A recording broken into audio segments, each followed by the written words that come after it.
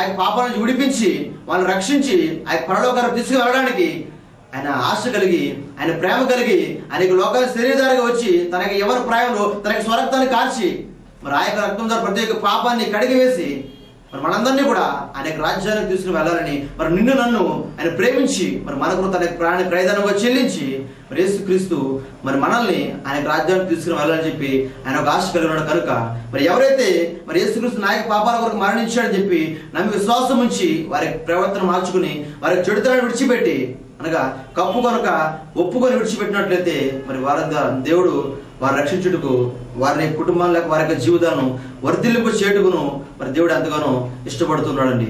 జక్కయ్య యొక్క జీవితాన్ని దేవుడు ప్రేమించాడు. తన యొక్క పాప జీవితం నుంచి దేవుడు విడిపించాడు. మరి జక్కయ్య తన యొక్క ప్రవర్తన మార్చుకుని మరి అక్కడ అంటున్నాడు జక్కయ్య చక్కగా దేవుడితోటి, అయ్యా నేను ఎవరైతే సరే ఒకవేళ అన్యాయంగా తీసుకున్నట్లయితే 4 వాళ్ళకి నేను తిరిగి చెల్లిస్తాను. అదేవిధంగా నా యొక్క ఆస్తిలో సగాన్ని అమ్మి నేను పేదలకు ఇస్తానని చెప్పి ఇక్కడ జక్కయ్య దేవునితో ఒక ఒప్పందం చేసుకుంటూ ముందుకు కొనసాగుతున్నాండి. ఈ రోజుల్లో మనం కూడా ఒకవేళ నీ జీవితంలో ఒకవేళ నువ్వు ఎక్కడైనా పాపం చేసి ఉండవచ్చు, మరి దేవునికి వ్యతిరేకంగా చెడుతనాలు చేసి ఉండవచ్చు. అలాంటి జక్కయ్య అనుకున్నాడు, అదివరకు అనుకున్నాడు జక్కయ్య నా యొక్క జీవితం ఎవరికి చూడలేదు కదా, నా యొక్క బ్రతుకుని ఎవరికి తెలియదు కదా అని చెప్పి జక్కయ్య అనేక సంవత్సరాలు జీవిస్తున్నాడు. కానీ ఎప్పుడైతే యేసుక్రీస్తు పేరు బట్టి పిలిచాడో వెంటనే జక్కయ్య గ్రహించాడు, నా యొక్క జీవితాన్ని చూస్తున్నవాడు ఒకడు ఉన్నాడని చెప్పి గ్రహించి తన యొక్క బ్రతుకును మార్చుకోవడానికి ఇష్టపడ్డాడు. ఈ రోజుల్లో అనుకుంటున్నావేమో నేను చివరిలో పాపం చేశాను కదా, ఎవరైనా చూడలేని చెప్పి, నాకు భర్తకు తెలియదు కదా, నాకు భార్యకు తెలియదు కదా, నాకు తల్లిదండ్రులకు తెలియదు కదా అని చెప్పి నువ్వు అనుకుంటున్నావు. కానీ మరి సమస్తాన్ని చూస్తున్న దేవుడు మరి నీ యొక్క బ్రతుకును కూడా ఆయన చూస్తున్నాడు. నీకు నడక, నీకు పడక, నీకు మాట సమస్తం కూడా ఆయన తెలుసుకోవడం చెప్పి నువ్వు గ్రహించాలి. అక్కడ భక్తుడైనటువంటి మోషే సెలవిస్తున్నాడు 90వ సంకీర్తన 8వ వచనం గమనించినట్లయితే అక్కడ ఒక మాట ఉంటున్నాడు ఆయన మోషే. 90వ సంకీర్తన 8వ వచనం గమనించినట్లయితే నీ ముఖ కాంతిలో మా రహస్య పాపములు కనబడుతున్నాయని చెప్పి మోషే ద్వారా అక్కడ మాట్లాడడం జరుగుతుందండి. ఎవరి యొక్క ముఖకాంతి అండి? దేవుని యొక్క ముఖకాంతి అనగా ఆయన యొక్క వెలుగులో మన యొక్క రహస్య పాపాలు అనగా మనం అనుకున్నటువంటి ఎవరికి తెలియదని చెప్పి మనం చేసిన ఆ యొక్క పాపాలు దేవుని యొక్క ముఖకాంతిలో తేట తెల్లగా కనబడుతున్నాయని చెప్పి వాక్యం సెలవిస్తున్నదండి. దావీదు అంటాడు మరొక చోట, నా యొక్క నడక, నా యొక్క పడక, నేను కూర్చుంటాడు, నేను లేచుట సమస్తమును కూడా నీకు తేటగా తెలిసే ఉన్నది అని చెప్పి దావీదు సెలవిస్తున్నాడు. అవునండి, ఎందుకంటే ఈ రోజుల్లో ప్రతి ఒక్క వ్యక్తిని కూడా దేవుడు పరిశీలన చేస్తున్నాడు. నీకు బ్రతికే విధంగా ఉన్నది, నీకు ప్రవర్తన విధంగా ఉన్నది. కేవలం పేరుకు మాత్రమే నువ్వు క్రైస్తవులుగా జీవిస్తున్నావా, పేరుకు మాత్రమే విశ్వాసంగా జీవిస్తున్నావా, పేరుకు మాత్రమే సంఘానికి వస్తూ పరిచయం చేస్తూ ఇంకా నీకు బ్రతుకును మార్చుకోకుండా, ఇంకా నీకు పాపాన్ని విడిచిపెట్టకుండా, నీకు పాపాన్ని కప్పుకుంటూ నువ్వు జీవిస్తున్నాయేమో. దేవుడి యొక్క సాయంకాల సమయంలో ఈ యొక్క ఉజ్జీవన కార్యక్రమం ద్వారా మీతో మాట్లాడుతున్నాడు. నీకు బ్రతుకును మార్చుకున్నట్లయితే నిన్ను ప్రేమించి నిన్ను రక్షించుడు ఆయన సిద్ధంగా ఉన్నాడు. అన్నాడు జక్కయ్యను ప్రేమించిన దేవుడు, జక్కయ్యను విడిపించిన దేవుడు. అన్నాడు దావీదు ప్రేమించిన దేవుడు, దావీదు విడిపించిన దేవుడు.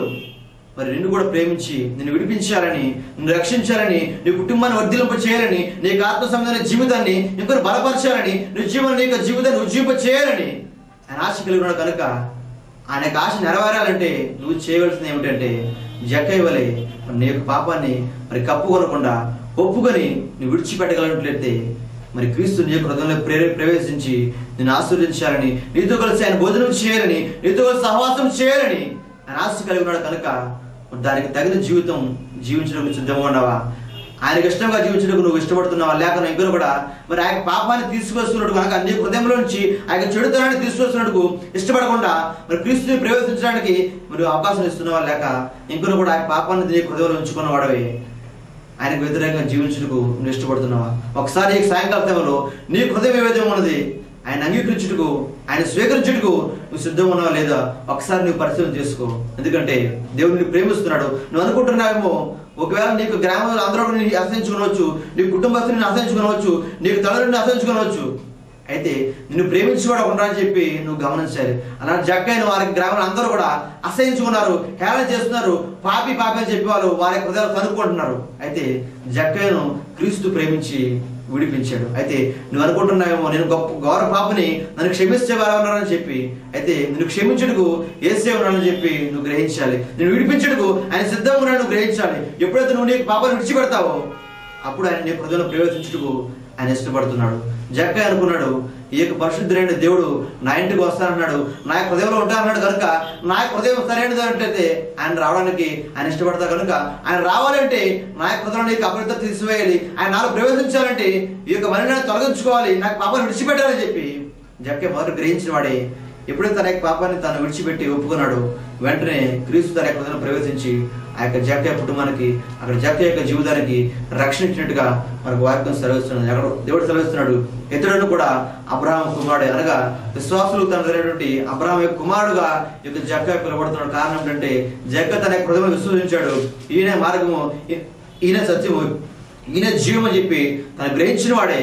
మరి ఆయన విశ్వాసం ఉంచి తన యొక్క పాపాన్ని ఒప్పుకున్నాడు కనుక అక్కడ జక్కయ్య యొక్క జీవితము మార్చబడింది, అక్కడ రక్షింపబడ్డాడు. ఈ రోజుల్లో వాక్యం నీవు నేను కూడా మరి నిజంగా నువ్వు ఆశ్రయించబడాలంటే నీ యొక్క ప్రవర్తన మార్చుకో. నీ యొక్క పాపాన్ని కప్పుకొనకుండా మరి ఒప్పుకొని ఆయన యొక్క సన్నిధానంలో మరి కన్నీటితో దావీదు వలె ప్రతి ఒక్క పాపాన్ని, ప్రతి ఒక్క చెడుతనాన్ని నీ విడిచిపెట్టినట్లయితే నిన్ను రక్షించాలని చెప్పి యేసయ్య ఎదురు చూస్తున్నాడు కనుక నీ యొక్క బ్రతుకును మార్చుకుని మరి ఆయన ద్వారా ఆశీర్వాదాలు పొందుకోవడానికి ప్రయత్నం చేద్దాం. దేవుడి యొక్క వాక్యాన్ని మనందరి యొక్క రక్షణార్థముగా ముందుకు కొనసాగించును కాక. ఆమేన్. అయితే మరి యొక్క విత్తబడిన వాక్య నిమిత్తమే మా సహోదరులు ప్రసాద్ గారు మనకి ప్రార్థనలో నడిపిస్తారు. Praise the Lord. హల్లెలూయా.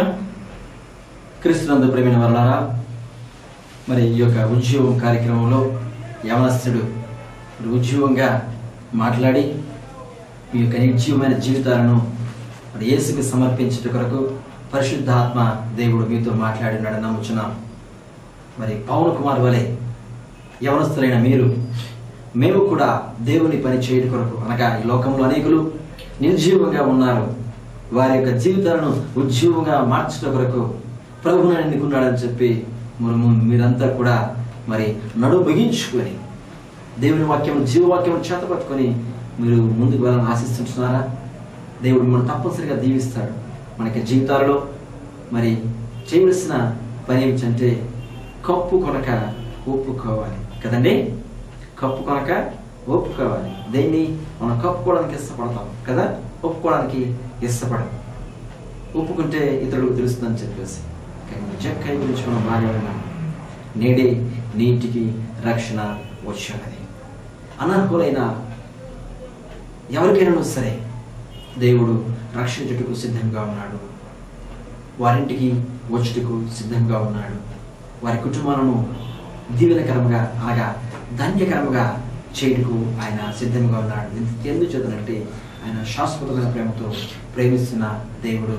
విడువక నీడల అనగా లోకములో ఉన్న ప్రతి బిడ్డ ఎడల ఆయన కృప చూపే దేవుడు కనుక ఆయన కృపను పొందుకోవాలంటే నీ జీవితంలో ఈనాడు వాక్యం మీద నీవు నీ జీవితం మార్చుకొని ప్రభుకు నీ హృదయాన్ని ఇచ్చినట్లయితే నీ యందు ఆయన కనికరం ఉంచి నీ కుటుంబాన్ని, నీ బిడ్డలను కూడా ఆయన దీవించి ఆశీర్వదిస్తాడు. ప్రార్థన చేసుకుందాం. అందరూ తలలో ఉంచండి. యవనస్తుల గురించి ప్రార్థన చేయండి. ఇంకా మా వద్ద అనేకమైన యవనస్తులు ఉన్నారు. దేవుని యొక్క మహాకృపను బట్టి వారిని మీకు పరిచయం చేయాలని నేను ఆశిస్తున్నాను. మరి దేవుడు వారి ద్వారా మీతో మాట్లాడినప్పుడు మీ యొక్క జీవితాలను మార్చుకోనండి. యవనస్తులు ఈ లోకంలో దేవుని కొరకు చాలా అవసరమండి. ప్రార్థన చేద్దాం. అందుకు తల వచ్చింది. జీవం గల పరిశుద్ధుడైన మా ప్రియ పరలోకపు తండ్రి, మా గొప్ప దేవ, మీకు స్తోత్రములు, వందనాలు మేము చెల్లిస్తున్నాము తండ్రి. ఈనాడు ప్రభువా తండ్రి, మీరు ఏర్పరచుకొని, మీరు ఎన్నుకొని, మీరు నియమించుకొని, మీరు అభిషేకించుకున్నటువంటి నా తండ్రి మీ యొక్క ప్రేమిట ద్వారా మా యొక్క జీవితాలకు ప్రభువా అనగా ఈ లోకంలో జీవిస్తున్న ప్రతి ఒక్క జీవితంలో తండ్రి మీరు కావలసిన ఆత్మీయ ఆహారాన్ని అందించినందుకు మీకు వందనములు చెల్లిస్తున్నాం తండ్రి.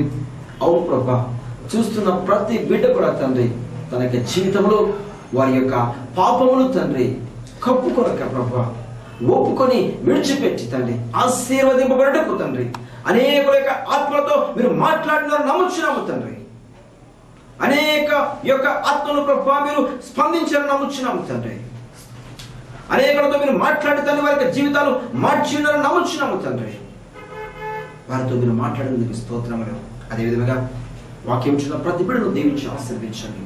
వారికి ఉన్న తండ్రి సమస్త బలహీనతను ప్రభా తీసివేయండి తండ్రి.